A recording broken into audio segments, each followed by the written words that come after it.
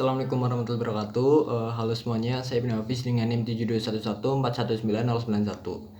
Jadi kali ini saya akan membahas mengenai teknologi informasi untuk menjalankan perdagangan elektronik atau e-commerce. Jadi e-commerce itu sendiri adalah perdagangan yang menggunakan sistem elektronik. Jadi di dalam e-commerce itu ada 3 jenis transaksi, yaitu pertama ada B2C. Ini tuh transaksi business to consumer. Jadi ini adalah transaksi antara perusahaan dengan customer akhir atau final customer. Lalu yang kedua adalah business to business. Jadi ini tuh adalah transaksi antara perusahaan di mana nanti salah satu dari mereka akan menjadi customer akhir. Dan yang terakhir adalah electronic government. Jadi ini tuh adalah transaksi antara perusahaan pemerintah dengan rakyatnya. Selanjutnya adalah manfaat e-commerce itu sendiri. Yang pertama ada perbaikan layanan pelanggan sebelum, sesudah, atau bahkan selama penjualan. Lalu yang kedua adalah perbaikan hubungan dengan pemasok dan komunitas keuangan. Dan yang terakhir adalah peningkatan imbal hasil ekonomis atas pemegang saham dan investasi pemilik. Selanjutnya kita ke kendala-kendala e-commerce. Jadi yang pertama itu ada biaya yang tinggi. Tapi biaya yang tinggi ini itu sudah tidak relevan karena menurut hukum Moore setiap 18 bulan sekali itu akan terjadi penggandaan teknologi. Maka dari itu semakin berjalannya waktu, biaya sudah tidak menjadi masalah. Lalu yang kedua adalah kekhawatiran akan masalah keamanan.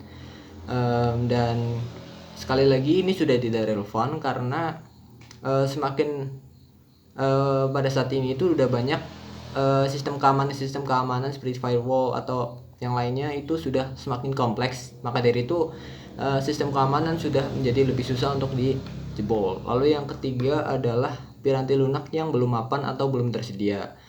Jadi ini tuh juga tidak relevan lagi ya, karena sekarang udah banyak piranti lunak yang udah mapan atau udah tersedia seperti Bukalapak, Shopee, Tokopedia dan lain-lain untuk e-commerce ya.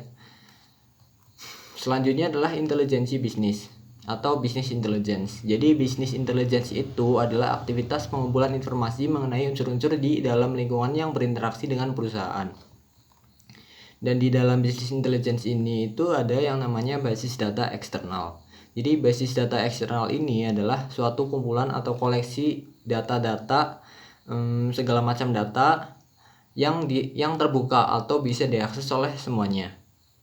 Dan untuk mengaksesnya pun mudah, yaitu dengan menggunakan mesin mencari atau search engine seperti contohnya google.com, yahoo.com atau MSM dan lain-lain.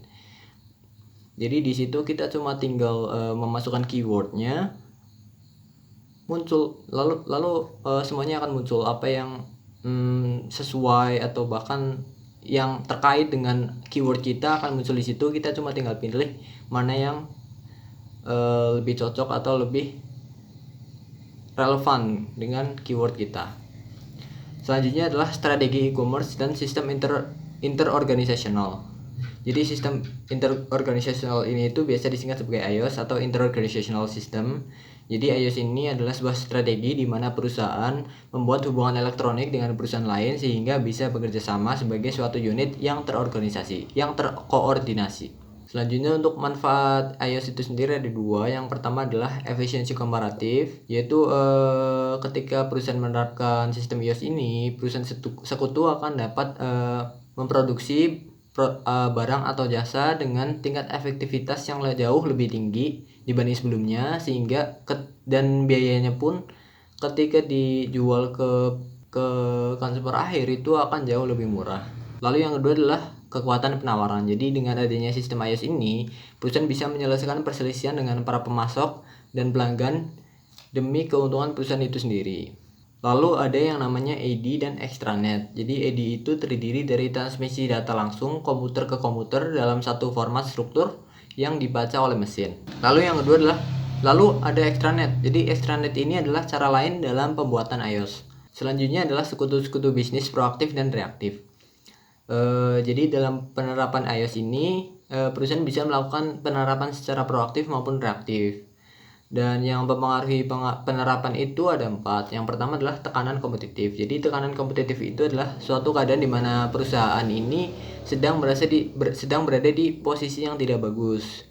Jadi mereka ini tertekan karena kompetitor mereka, makanya mereka secara reaktif menerapkan sistem iOS. Lalu yang kedua adalah penggunaan kekuasaan. Jadi ketika kekuasaan suatu perusahaan itu cukup besar, itu mereka bisa meminta perusahaan lain untuk menerapkan sistem iOS atau bahkan meminta mereka untuk berbisnis di tempat lain. Lalu yang kedua adalah kebutuhan internal. Jadi kadang perusahaan juga merasa bahwa dengan diterapkannya sistem iOS itu akan meningkatkan operasional perusahaan menjadi lebih baik. Lalu yang keempat adalah dukungan manajemen puncak. Jadi terlepas dari reaktif maupun proaktif, itu yang paling penting adalah dukungan dari manajemen puncak karena mereka yang memiliki final say dalam company. Jadi kalau mereka ingin menerapkan sistem iOS, ya yang di bawah harus nurut gitu. Selanjutnya, manfaat-manfaat tidak langsung dari iOS. Yang pertama ada mengurangi kesalahan. Lalu yang kedua adalah menurunkan biaya. Yang ketiga adalah meningkatkan efisiensi operasional. Dan yang keempat adalah meningkatnya kemampuan untuk bersaing. Yang kelima adalah memperbaiki hubungan dengan sekutu dagang. Yang keenam adalah memperbaiki layanan pelanggan. Selanjutnya strategi untuk B2C atau business to consumer. Jadi dalam business to consumer ini itu produk-produknya ada 2 jenis, yaitu produk digital dan produk fisik. Jadi produk digital ini adalah produk yang tidak berwujud atau tidak ada bentuk fisiknya. Seperti contohnya itu adalah diamond di Mobile Legends, atau mungkin Valorant point di Valorant. Lalu yang kedua adalah produk fisik. Jadi produk fisik ini adalah produk yang berwujud, ada fisiknya gitu. Jadi untuk contohnya banyak, jadi nggak perlu dicontohin. Selanjutnya adalah aplikasi bisnis internet. Di sini ada aplikasi retail. Jadi aplikasi retail itu sendiri adalah program aplikasi untuk manajemen penjualan yang menggunakan sistem harga bertingkat. Jadi sistem harga bertingkat itu adalah ketika kita membeli barang banyak, itu kita akan mendapatkan harga grosir. Makanya overall harganya akan jauh lebih murah dibanding harga ecerannya.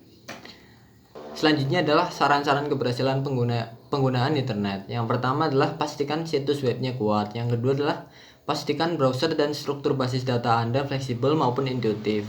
Lalu yang ketiga, menekankan isi. Dan yang keempat adalah sering diperbarui. Lalu yang kelima, melihat di luar pelanggan. Yang keenam adalah tujukan isi pada kebutuhan spesifik pelanggan. Yang ketujuh adalah menjadikan internet intuitif. Lalu yang ke-8 adalah berada di lokasi web yang tepat. Lalu yang ke-9 itu ciptakan rasa kebersamaan. Dan yang terakhir adalah carilah bantuan jika Anda membutuhkannya. Jadi itu semua yang bisa saya sampaikan. Sekian, terima kasih. Assalamualaikum warahmatullahi wabarakatuh.